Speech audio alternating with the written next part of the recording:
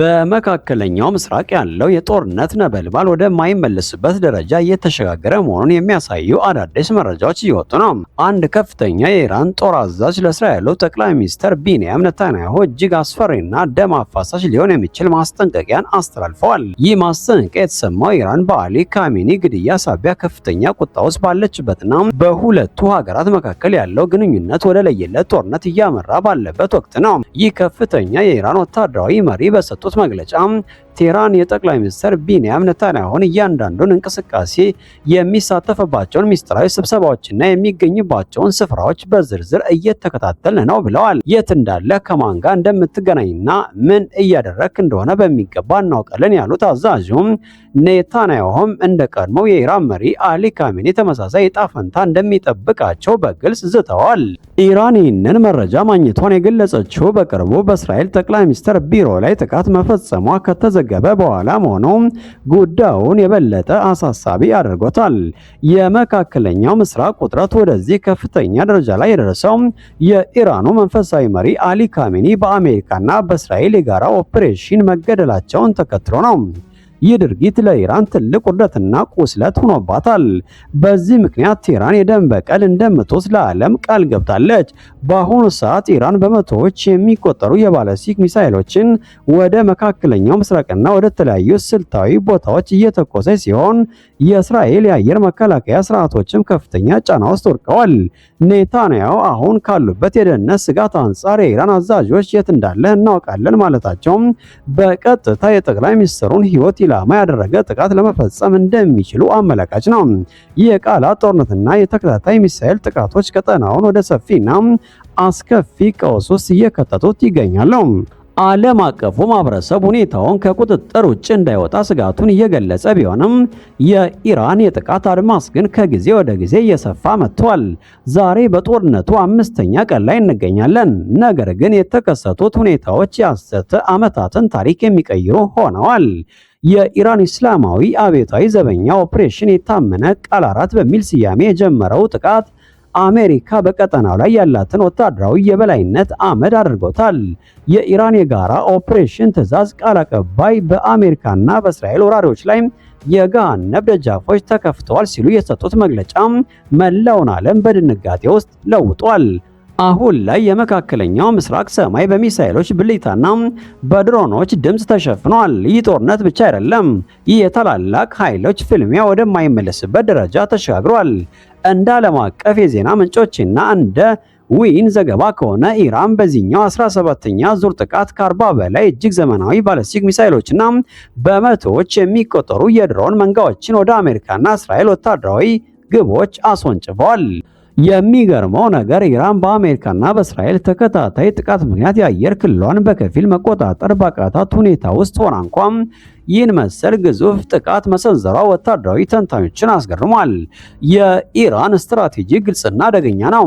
የመጀመሪያው እጅግ በርካታ የሆኑ ርካሽ ድሮኖችን በመላክ የአሜሪካና የእስራኤልን ውድ የሚሳኤል መከላከያ ዘዴዎችን እንደ አይረንዶም እና ፓትሪዮት ስራ በማብዛት ማስጨረስ፣ መከላከያዎቹ ጥይትና ቀም ሲጨርሱ ደግሞ ገዳይ የሆኑትን ባለስቲክ ሚሳኤሎችን ወደ ዋና ዋና ኢላማዎች መተኮስ።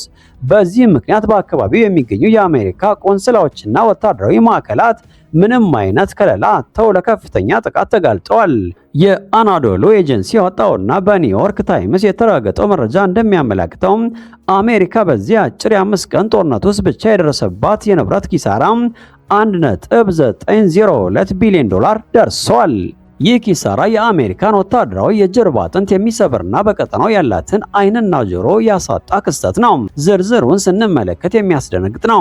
በኳታር አልሁዳይድ የጦር ሰፈር የሚገኘው 1.1 ቢሊዮን ዶላር የሚያወጣው የኤንኤፍኤስ 132 የተባለው የቅድመ ማስጠንቀቂያ ራዳር ሙሉ በሙሉ መውደሙ ተረጋግጧል። ይህ ራዳር አሜሪካ ሚሳኤሎቹን ከ1000 ኪሎ ሜትሮች ርቀት በላይ ሆና ለመለየት የምትጠቀምበት ብቸኛ አይኗ ነበር። በባህሬን የሚገኘው የአሜሪካ 5ኛ የባህር ኃይል እዝ የሳተላይት መገናኛ ተርሚናሎች ጥቃት ደርሶባቸዋል። ይህ አሜሪካ ከመርከቦቿ ጋር ያለውን ግንኙነት አቋርጦባታል። በተባበሩት አረብ ኤሚሬትስ የሚገኘውና እጅግ ዘመናዊ የታድ ሚሳኤል መከላከያ አካል የሆነው ኤኤንቲፒ APY-2 ራዳር ተመቷል። ከሁሉ በላይ ደግሞ ሶስተኛው የኤፍ-15ኢ ስትራይክ ኤግል ተዋጊ ጀቶች በጦርነቱ ግርግር መገናኛ ዘዴዎች መቋረጥ ምክንያት በስህተት መውደቃቸው ተነግሯል። አሜሪካ አሁን ላይ በቀጠናው አይነ ስውር ሆናለች። ጦርነቱ በጦር ግንባር ብቻ አልተገደበም፣ በዲፕሎማሲው ዓለምም ትልቅ ማዕበል አስነስቷል። በኔቶ አጋሮች መካከል ታይቶ የማይታወቅ ስንጥቅ ተፈጥሯል። የስፔኑ ጠቅላይ ሚኒስትር ፔድሮ ሳንቼዝ ፕሬዝዳንት ዶናልድ ትራምፕን በከፍተኛ ቃላት ወቅሰዋቸዋል። ሳንቼዝ ትራምፕ በሚሊዮኖች በሚቆጠሩ ሰዎች ሕይወት የሩሲያ ሮሌት እየተጫወቱ ነው፣ ዓለምን ወደ ጥፋት እየመሩ ነው ሲሉ በይፋ ተናግረዋል። ይህን ተከትለው ስፔን አሜሪካ በኢራን ላይ ለምታደርገው ወታደራዊ እንቅስቃሴ የሀገሪቱን የአየርና የባህር ኃይል ሰፈሮች እንዳትጠቀም በይፋ አግደዋል። ይህ ውሳኔ ዋሽንግተንን በእጅጉ ያስቆጣ ሲሆን ትራምፕም በበኩላቸው ከማድሪድ ጋር ያለንን የንግድ ግንኙነት እናቋርጣለን፣ ለዚህ ውሳኔያቸው ዋጋ ይከፍላሉ ሲሉ ዝተዋል። በሁለቱ የኔቶ አጋሮች መካከል የተፈጠረው ግጭት ለሩሲያና ለቻይና ትልቅ የፖለቲካ ድል ተደርጎ እየታየ ነው። በዚህ ሁሉ ጥፋት ውስጥ በቴህራን ሌላ ትልቅ የታሪክ ምዕራፍ ተከፍቷል። ኢራን የቀድሞ የበላይ መሪ ልጅ አዲሱ መሪ መሆናቸውን በይፋ አውጀዋል። አዲሱ አመራር ስልጣን በያዘ ማግስት ይህን መሰል ግዙፍ ጥቃት መሰንዘሩም ኢራን ወደ ኋላ እንደማትልና ለረጅም ጊዜ ጦርነት መዘጋጀቷን የሚያሳይ ነው። በሌላ በኩል ጦርነቱ ወደ ጎረቤት ሀገራት እየተስፋፋ ይገኛል። በኢራቅ የሚገኙና የኢራን ታማኝ የሆኑ የሺዓ ሚሊሻዎች በዮርዳኖስ ላይ ከፍተኛ የድሮን ጥቃት ከፍተዋል። ዮርዳኖስ እስካሁን በጦርነት ውስጥ በቀጥታ ተሳታፊ ባትሆንም የአሜሪካ አጋር በመሆኗ ግዛቷ የጦርነት ቀጠና ሆኗል። እስራኤልም በበኩሏ ቀጣዩ የኢራን የበላይ መሪ የሚሆን ማንኛውም ሰው ተከትሎ የመገደል ኢላማችን ይሆናል ስትል የሞት ዛቻ አስተላልፋለች። አሁን ዓለም በአንድ ትልቅ ጥያቄ ላይ ቆሟል። አሜሪካና እስራኤል ለዚህ የ2 ቢሊዮን ዶላር ኪሳራና ለራዳሮቻቸው መውደም ምን አይነት ምላሽ ይሰጣሉ?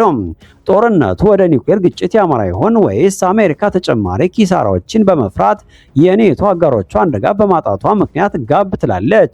ይህ ግጭት ከቀጠለ የዓለም የነዳጅ መስመር ይዘጋል፣ የዓለም ኢኮኖሚ ይፈራርሳል፣ ምናልባትም የሶስተኛው የዓለም ጦርነት መጀመሪያ ሊሆን ይችላል። ጤና ይስጥልን። በመካከለኛው ምስራቅ ያለው የጦርነት ነበልባል ወደማይመለስበት ደረጃ እየተሸጋገረ መሆኑን የሚያሳዩ አዳዲስ መረጃዎች እየወጡ ነው። አንድ ከፍተኛ የኢራን ጦር አዛዥ ለእስራኤሉ ጠቅላይ ሚኒስትር ቢንያም ኔታንያሁ እጅግ አስፈሪና ደም አፋሳሽ ሊሆን የሚችል ማስጠንቀቂያን አስተላልፈዋል። ይህ ማስጠንቀቂያ የተሰማው ኢራን በአሊ ካሜኒ ግድያ ሳቢያ ከፍተኛ ቁጣ ውስጥ ባለችበትና በሁለቱ ሀገራት መካከል ያለው ግንኙነት ወደ ለየለት ጦርነት እያመራ ባለበት ወቅት ነው። ይህ ከፍተኛ የኢራን ወታደራዊ መሪ በሰጡት መግለጫ ቴህራን የጠቅላይ ሚኒስትር ቢንያም ኔታንያሁን እያንዳንዱን እንቅስቃሴ የሚሳተፍባቸውን ሚስጥራዊ ስብሰባዎችና የሚገኝባቸውን ስፍራዎች በዝርዝር እየተከታተልን ነው ብለዋል። የት እንዳለ ከማን ጋር እንደምትገናኝና ምን እያደረክ እንደሆነ በሚገባ እናውቃለን ያሉት አዛዡም ኔታንያሁም እንደ ቀድሞው የኢራን መሪ አሊ ካሜኒ ተመሳሳይ ዕጣ ፈንታ እንደሚጠብቃቸው በግልጽ ዝተዋል። ኢራን ይህንን መረጃ ማግኘቷን የገለጸችው በቅርቡ በእስራኤል ጠቅላይ ሚኒስትር ቢሮ ላይ ጥቃት መፈጸሟ ከተዘገበ በኋላ መሆኑን ጉዳዩን የበለጠ አሳሳቢ አድርጎታል። የመካከለኛው ምስራቅ ውጥረት ወደዚህ ከፍተኛ ደረጃ ላይ የደረሰው የኢራኑ መንፈሳዊ መሪ አሊ ካሜኒ በአሜሪካና በእስራኤል የጋራ ኦፕሬሽን መገደላቸውን ተከትሎ ነው። ይህ ድርጊት ለኢራን ትልቅ ውርደትና ቁስለት ሆኖባታል። በዚህ ምክንያት ቴህራን የደም በቀል እንደምትወስድ ለዓለም ቃል ገብታለች። በአሁኑ ሰዓት ኢራን በመቶዎች የሚቆጠሩ የባለስቲክ ሚሳኤሎችን ወደ መካከለኛው ምስራቅና ወደ ተለያዩ ስልታዊ ቦታዎች እየተኮሰች ሲሆን የእስራኤል የአየር መከላከያ ስርዓቶችም ከፍተኛ ጫና ውስጥ ወድቀዋል። ኔታንያሁ አሁን ካሉበት የደህንነት ስጋት አንጻር የኢራን አዛዦች የት እንዳለ እናውቃለን ማለታቸውም በቀጥታ የጠቅላይ ሚኒስትሩን ሕይወት ኢላማ ያደረገ ጥቃት ለመፈጸም እንደሚችሉ አመላካች ነው። ይህ የቃላት ጦርነትና የተከታታይ ሚሳኤል ጥቃቶች ቀጠናውን ወደ ሰፊና አስከፊ ቀውስ ውስጥ እየከተቱት ይገኛሉ።